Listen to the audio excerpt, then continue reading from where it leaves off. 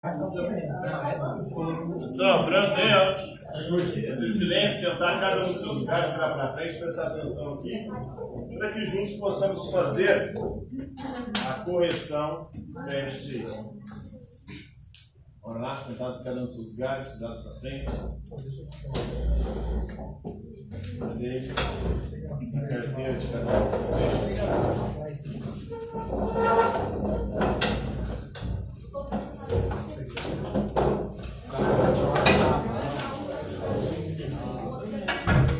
Eu costumo visando tênis, você sabe, só tem artista. Pronto? Então vamos lá ao teste de filosofia, questão número 1. As alternativas a seguir apresentam e descrevem conceitos encontrados na filosofia do Nietzsche.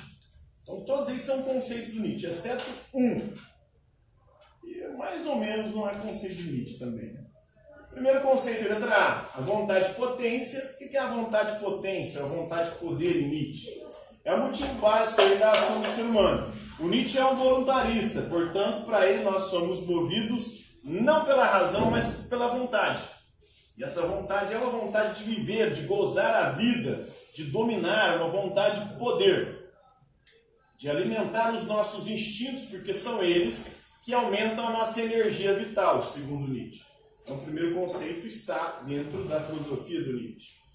B. O super-homem, Übermensch, em alemão, é um indivíduo que é capaz de superar a si mesmo e possui um valor em si. O super-homem de Nietzsche, o Übermensch, é aquele que não se deixa submeter pela moral vigente, que distingue tudo em bem e mal. É aquele que supera a moral vigente e constrói a sua própria moral a partir dos seus próprios valores. C. O eterno retorno. O que é o eterno retorno? É outro conceito também de Nietzsche. É a recorrência permanente dos mesmos eventos. Segundo Nietzsche, a história humana e a história do universo é um eterno retorno do mesmo. Então, o universo e a nossa vida, a nossa história, está sempre se repetindo, os fatos. Se você for olhar para a história da humanidade, os eventos se repetem, as situações, as circunstâncias, e assim também no universo. É o que o professor estava falando de história aqui, que aconteceu em 64, está acontecendo hoje em dia. Aconteceu também, né, na Itália, aconteceu na Alemanha, na Itália fascista, na Alemanha nazista. Nós tivemos aí contexto histórico aí de crise econômica. Essas crises são cíclicas, então elas sempre retornam ao sistema capitalista. Tivemos tentativas de golpe, tivemos a marcha sobre Roma, na Itália fascista do Mussolini. Tivemos a marcha, ou o putsch, né, tentativa de golpe, o putsch da cervejaria do Hitler, né, na Alemanha. Foi uma tentativa de golpe. O povo não estava concordando com a situação histórica ali, questionava, criticava a esquerda, o comunismo, tinha também essa questão anticomunista, tinha essa propaganda, né?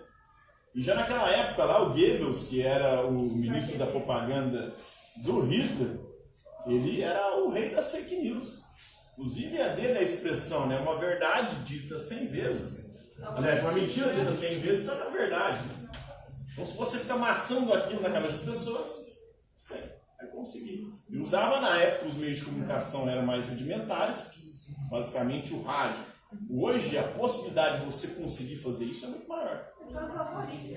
O algoritmo, as redes sociais, né, a internet, a propagação disso é muito maior. Você vê as pessoas gritarem coisas absurdas. E não vai atrás só. A galera bolsonarista gritando que a Lady Gaga é ministra do Tribunal de Haia. Acreditando que a cantora do ABBA é uma outra juíza de cortes internacionais que está denunciando um golpe no Brasil. Hoje o Vitor Berfol postou o Benjamin Arrola. Benjamin Arrola. O sobrenome Arrola. Ele postou como se fosse um cara que estava denunciando um juiz, denunciando o golpe no Brasil. Tá certo que é um cara que lutou a vida inteira, tomou muita porrada na cabeça. Talvez eles fizeram dele. Esses aí a gente, né? É igual a Dilma. A Dilma foi torturada na ditadura militar. Deve ter tomado muita porrada na cabeça, por isso que ela não fala coisa com coisa. Apesar de que ela fala coisa muito mais com coisa do que a galera da direita. Porque quando ela falou, né? Eu acho que ninguém vai ganhar, ninguém vai perder. Todo mundo vai perder. Isso é uma profecia, rapaz. Se fosse tivesse a Bíblia sendo escrita hoje, ela seria uma profeta. Ia com certeza entrar entre os livros sagrados. Porque ninguém está ganhando, todo mundo perdendo essa situação. Sim, o cara lá, o petista lá no meio do povo lá, o Xandão foi preso, o Xandão foi preso, hoje solta uma fake news, né? Eu vi hoje, falando que o Lula já escolheu o ministro da Educação, vai ser o Paulo Freire. Paulo Freire morreu em 1997, velho. E a galera acredita nisso. Demonizaram a direita do Paulo Freire, demonizaram todas as figuras aí. E os caras demonizam. Se você for olhar a história da filosofia, não existe demonização. Você pode não concordar com o autor, escrever um pensamento, uma teoria completamente oposta do outro. Mas você não vai colocar o outro, né, o responsável. Igual a galera direita colocou como se o responsável pelo fracasso da educação do Brasil fosse o Paulo Freire. O método Paulo Freire nunca foi nem aplicado, velho. Não, e é reconhecido internacionalmente, né? Sim, é reconhecido internacionalmente, mas o método dele de alfabetização não é aplicado. Era para jovens e adultos, não era nem para crianças. Dizem que a metodologia Paulo Freire é aplicada. Cara, nada a ver, vai estudar. Aí tem um cara lá, o sujeito lá que escreveu um livro chamado Desconstruindo Paulo Freire.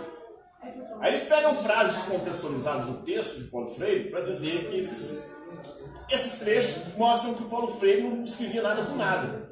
Ele era uma Dilma, né, teórica. Mas se você for ler um Hegel, cara, você também vai entender porra nenhuma. No primeiro momento, você tem que fazer um esforço mental desgraçado para poder entender a obra do cara. Tem que pesquisar. E o pensamento do Paulo Freire é muito similar, porque ele se inspira em Marx e Hegel.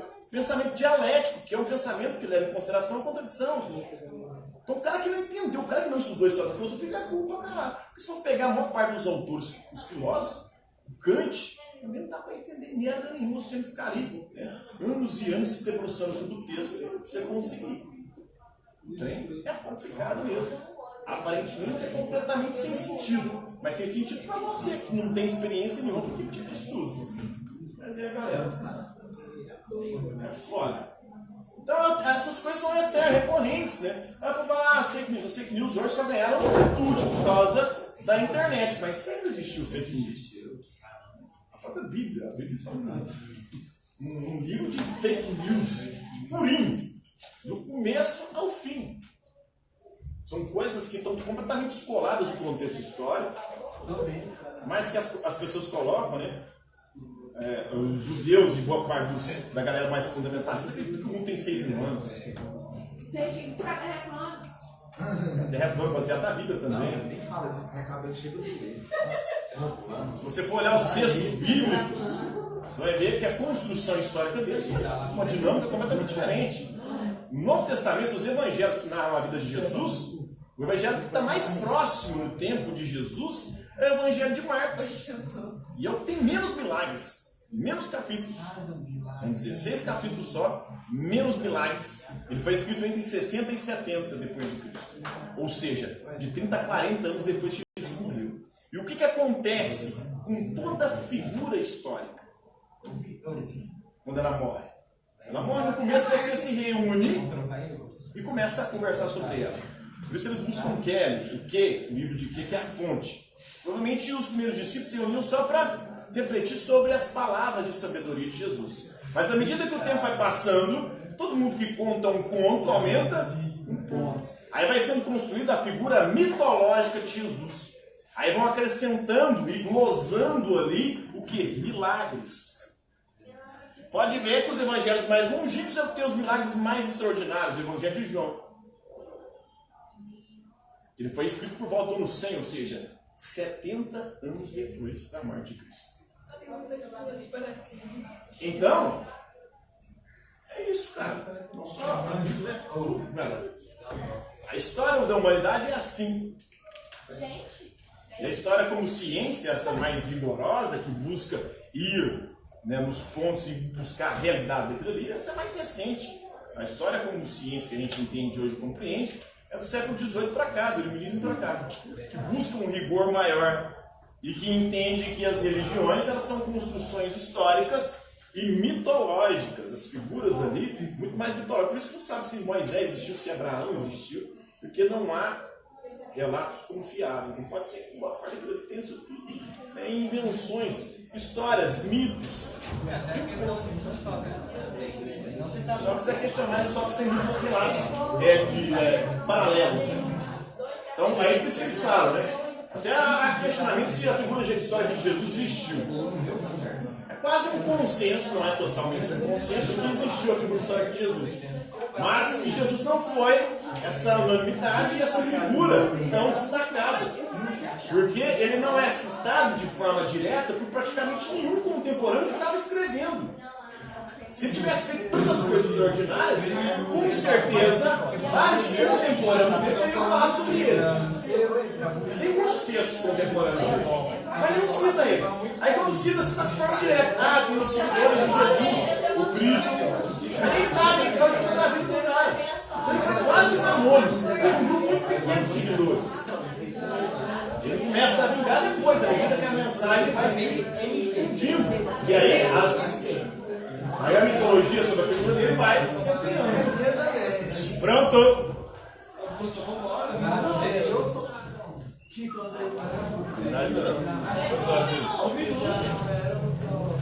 Então, pessoal, a questão número 2 aí, a resposta correta é, está falando aí do século XIX, o filósofo alemão Friedrich Nietzsche vislumbrou o advento aí do super-homem em reação, para ele era a crise cultural da época.